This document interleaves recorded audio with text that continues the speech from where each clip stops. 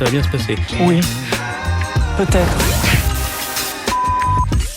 On vous ment, on vous raconte des conneries. Et ça, il faut le comprendre. Thomas, alias Tomasovic, est un jeune Français installé à Moscou depuis plusieurs années. Il a une chaîne YouTube sur laquelle il raconte son quotidien en Russie et répond souvent aux questions que lui posent les spectateurs sur la vie dans le pays de Vladimir Poutine. Du coup, je me suis dit que ce serait intéressant de connaître son point de vue, mais également celui des Russes parmi lesquels il vit, sur les déclarations va-t-en-guerre de Macron, la mort de l'opposant politique Navalny ou encore la vie en Russie en 2024. Voici donc l'interview de Tomasovic sur tous ces sujets. Tomasovic, bonjour. Bonjour. Alors, première question, Tomasovic, qu'est-ce que tu fabriques en Russie déjà? Depuis combien de temps tu habites là-bas? Est-ce que tu travailles là-bas? Est-ce que tu es un agent du KGB? Raconte-moi tout. Alors, je peux pas tout dévoiler parce qu'après je vais finir en prison de toute façon. Moi, je suis arrivé en tant qu'étudiant, donc Ouais. pour venir en Russie, ce que je recommande à beaucoup de personnes, même des personnes qui sont pas en âge, «d'étudier» entre guillemets. Pour, finir mes études et en même temps j'ai fait des cours de russe en plus et à ce moment-là, en fait, j'ai découvert une Russie que je m'attendais pas. Pour autant, je regardais déjà du contenu par rapport à la Russie. Je m'informais déjà par rapport à la Russie, par rapport à cette grande dictature. Je dis ça sur un ton ironique, ça va être beaucoup de second degré cette interview, hein, je tiens à le préciser, Il n'y a pas de souci. pour beaucoup de personnes, qui ne l'auraient pas capté dès le départ. Et c'est vraiment, je suis arrivé, j'ai découvert autre chose et j'ai voulu faire du contenu sur la Russie. Alors, je voulais pas forcément parler de politique au départ, parler de la vie de tous les jours, parce que c'est quelque chose qui n'existait pas et que je trouvais dommage, qu'on ne puisse pas réellement en parler par rapport à des vidéos sur, les prix, sur, la nourriture, la culture. J'avais préparé énormément de vidéos et vient le 24 février. Alors j'ai été, surpris comme beaucoup de personnes et là, à ce moment-là, j'ai fait des vidéos, plus par rapport au ras-le-bol que j'avais en tant que personne qui vivait en Russie et qui voyait littéralement des grosses fake news, sur, les médias en France par rapport à la Russie. Des fake news qui font que j'avais énormément de personnes qui m'écrivaient, qui soient d'un côté ou de l'autre par ailleurs, qui m'écrivaient disant, demandant la vraie vie en Russie. Juste pour préciser, donc là, du coup, tu travailles en Russie? Tu fais quoi comme profession pour être complètement transparent, on va dire? Je suis dans les médias, j'ai été embauché par la suite par RT, donc le fameux RT, média censuré justement, c'est pour ça en exactement. termes de censure, voilà. J'ai été embauché comme rédacteur, bon après, je vais, changer de poste d'ici peu, où je vais être plus devant les caméras et d'ailleurs en termes de liberté d'expression chez RT, on a le droit de parler de tout. Heu, Mhm. Bien évidemment, on va pas dire que des villes, comme Donetsk ou la Crimée sont en Ukraine parce qu'il faut rester logique. Mais on a une liberté d'expression que je trouve aussi incroyable et quand je vois, LCI ou LCU par exemple, bon je suppose qu'on va encore évoquer ce sujet On va par en la suite. parler, oui. Bon, on est beaucoup plus libre en Russie, même d'un point de vue de l'expression, alors qu'on dit D'accord. littéralement l'inverse tout le temps.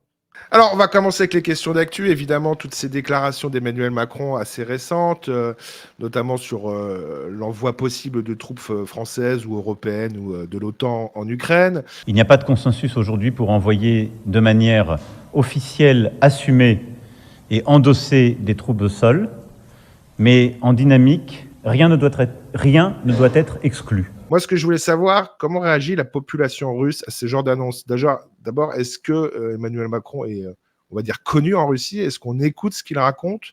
Et surtout, qu'est-ce que les gens en pensent? Vis-à-vis de la France et des déclarations de Macron, ça a été un choc en fait. En fait, Macron est un personnage public, connu. Heu, on se rappelle sûrement de la grande table magnifique d'accueil de Poutine, avec Inoubliable. Macron. Oui, oui, Inoubliable. de la taille d'une piscine olympique. Elle était quand même tout le monde se souvient de ça. La France, les Russes, ont toujours pensé que c'était leur ami. Donc c'est un choc. Pourquoi ils ont pensé que c'est leur ami? Parce que pour les Russes, il y a déjà, faut le voir dans la langue russe, il y a beaucoup de noms français. Les Russes connaissent beaucoup plus la littérature française que moi, beaucoup plus des musiques que je n'avais jamais entendues de ma vie, de personnalités pour autant connues. Au fond de la population, ils sont attachés à la France. Ils aiment beaucoup la France et là, ça a été une déception et ça va être totalement négatif. C'est-à-dire que les sanctions qui sont prises à l'encontre de Russes qui, ont leur compte bancaire, par exemple, en France bloqué, donc même des gens qui ont déjà des attaches qui ne peuvent plus trouver de travail parce qu'ils sont russes. Tout cela met un sentiment anti-occidental qui était déjà présent, beaucoup moins chez la jeunesse, mais qui l'est d'autant plus et qui va faire une bombe à retardement vis-à-vis de l'Occident en Russie. Ah, d'accord, ouais. On a vu l'enterrement de Navalny. Vu de France, bon, il y avait beaucoup de monde. C'est ce qu'on nous a, en tout cas, bien montré sur LCI et consorts. Nous sommes aux abords du cimetière et cette foule qui, peu à peu, se masse. Dernier hommage peut-être à Alexis Navalny. Et puis également ce tweet d'Emmanuel Macron qui nous explique qu'il fallait du courage pour aller rendre hommage à Alexis Navalny. Des milliers de Russes n'en ont pas manqué. Donc voilà, ça a été vraiment interprété en France comme étant une forme d'opposition à Poutine. Quel est ton point de vue sur ce traitement de l'information vu de Russie et vu de Moscou? Alors, il faut rappeler que Navalny n'est un opposant en particulier que de nom. Selon le sondage, alors j'en ai fait une vidéo complète sur ma chaîne par rapport à ça, mais selon le sondage du Centre Levada, dont l'argent vient de l'étranger, par ailleurs de l'Ouest, Navalny serait le numéro 4. Lors d'une élection, il tournerait autour de 2%. À vrai dire, il ferait un score digne d'Hidalgo. Regardez ce que j'ai fait à Paris, imaginez ce que pourrait être le pays. Hein. Il est que de façade un opposant parce que c'est les intérêts de l'Occident qui sont derrière. Les communistes comme les nationalistes ils sont beaucoup plus anti-occidentaux que Poutine. Et c'est là où Navalny entre en jeu. Il y a eu sur les vidéos, selon comment c'est filmé, parce que c'est comme tout, hein, ça reste des médias, selon comme c'est filmé, on dirait qu'il y a du monde. Il y a eu quelques milliers de personnes, à vrai dire. Mais je vous rappelle qu'ils ont pu venir mettre des fleurs. Il y a eu 45 arrestations quand même. Est-ce que tu as plus d'infos là-dessus sur Alors, les pourquoi ils se sont fait arrestations arrêter? le jour de. Alors, si c'est souvent, vu des milliers, ça fait même pas beaucoup. Limite, on prendrait le cas des Gilets jaunes en comparaison, où il y avait beaucoup plus de monde. Ils arrêtent s'il y en a qui font des bêtises. Ce jour-là, il y a eu des toutes petites manifestations. En soi, c'était pas énormément. Hein. Je vous rappelle que Moscou, c'est 13 millions d'habitants. Donc 1000 personnes, allez, on va dire 2000 personnes sur 13 millions, c'est ridicule, c'est rien du tout. Donc c'est bientôt les élections en Russie. Hein. Le premier tour se déroulera du 15 au 17 mars prochain. Alors comment ça va se passer? Est-ce qu'il y a une vraie opposition à Poutine ou est-ce que en fait, les jeux sont faits? Il faut savoir qu'en France, on a vraiment l'impression en fait, il est tout seul, qu'il n'y a même pas de débat. Quelle est la réalité de la situation? J'ai envie de dire, les jeux sont faits. Hein.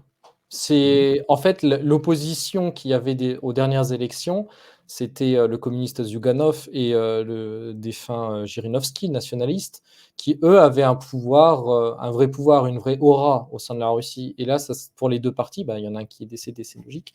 Les autres, même au sein de leur propre parti, ne sont pas des plus appréciés. C'était des luttes en interne. Et ce qui se fait qu'on sait d'avance que normalement, il n'y aura pas besoin de deuxième tour. En soi, ce qu'il faut comprendre, c'est que Poutine a sauvé la Russie.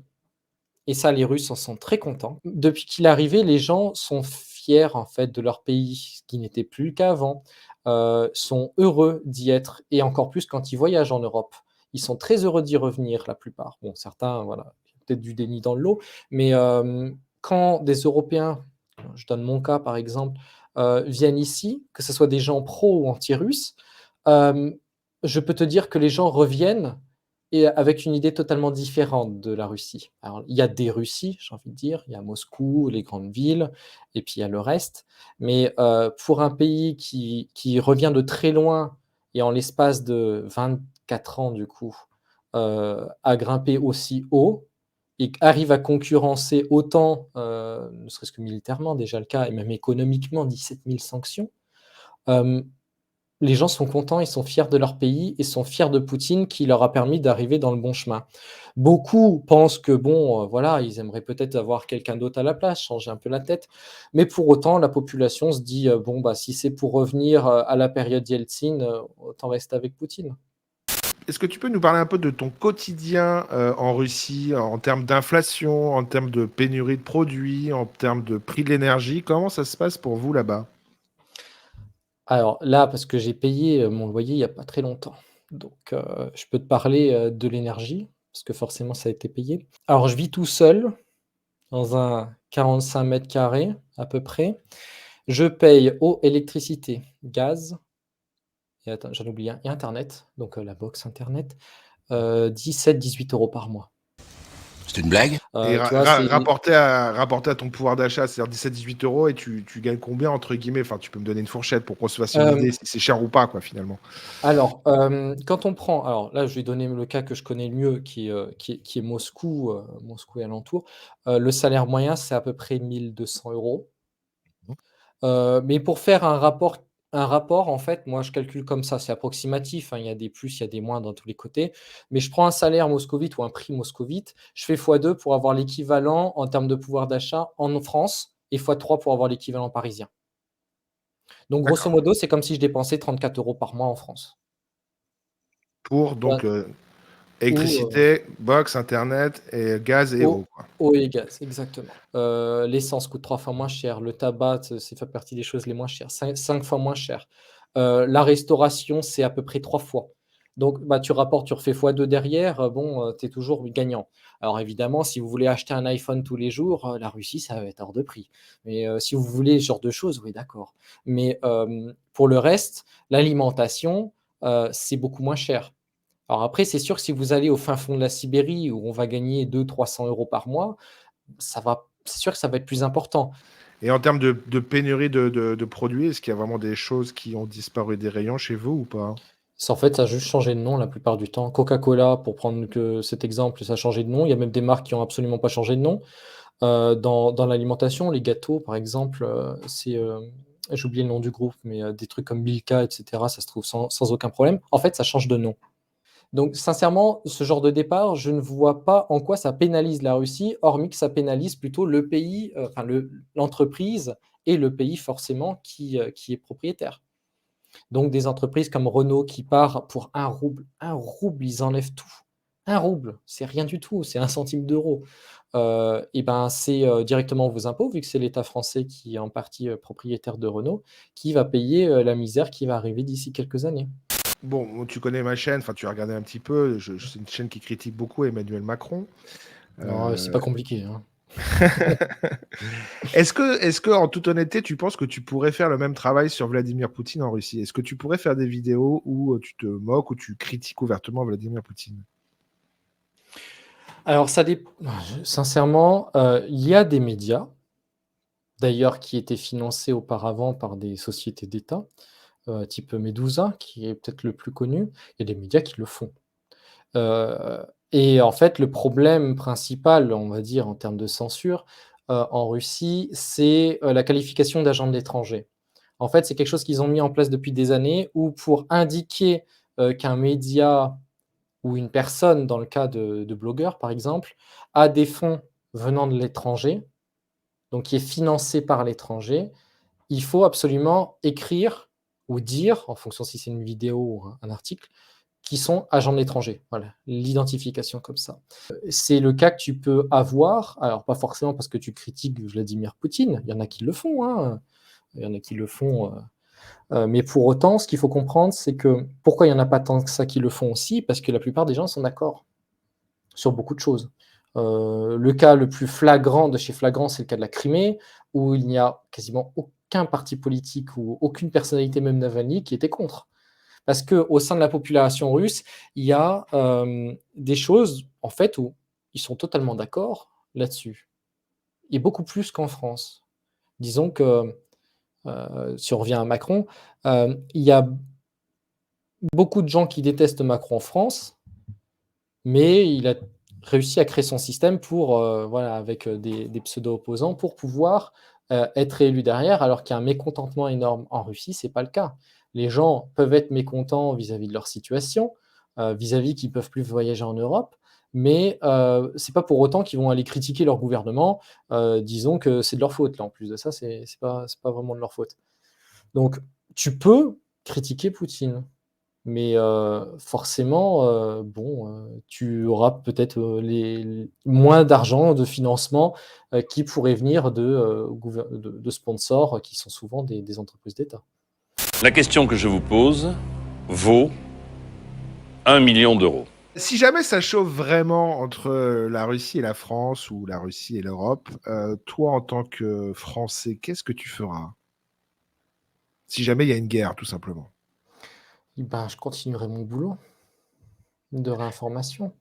La Évidemment, ça question, c'est dépend surtout de quel est-ce que côté tu je suis, surtout, resteras en Russie ou est-ce que tu rentreras en France? Est-ce que d'ailleurs, en tant que Français en Russie, tu seras peut-être, on va dire, vu un peu différemment de la population russe ou de l'État russe? Alors, s'il y a une guerre ouverte, l'idéal, c'est plutôt que je me tais, que je fais silence radio, ici. Mais pour autant, regarde, après les déclarations de Macron, après les sanctions, après tout, ici en Russie, même le gouvernement s'en fiche en fait de moi. Parce que je suis en Russie, tu vois? Je suis quelqu'un qui est déjà là. Les Russes, bon, bah, je parle russe, pas bilingue parce que c'est compliqué, mais je parle russe et j'ai mes attaches aussi ici, ce qui fait que, ben, en fait, les Russes me laissent tranquille et moi, c'est le truc, par contre, que j'ai craint en 2022. Ça, pour être honnête, j'ai craint qui je vais y arriver. Je pensais qu'on allait pouvoir m'emmerder ici, des comptes bancaires bloqués comme c'est le cas, mais les Russes l'ont dit je ne sais combien de fois, heu et ben, vous pouvez venir sans problème. Ils facilitent encore plus, les visas pour les étrangers, pour faire venir, même des Européens. Si j'étais en France, je pense que je reviendrais en Russie, pour être honnête. Ah oui, Mais d'accord, j'irai pas me carrément. battre. J'irai pas me battre, dans tous les cas, que ce soit d'un côté ou de l'autre. Je reste français malgré tout. Je mange de la baguette et du camembert, je reste évidemment attaché à toutes ces attaches que j'ai en France. Mais c'est pas pour autant que, voilà, je dénigre les actions du gouvernement français, pas de la population.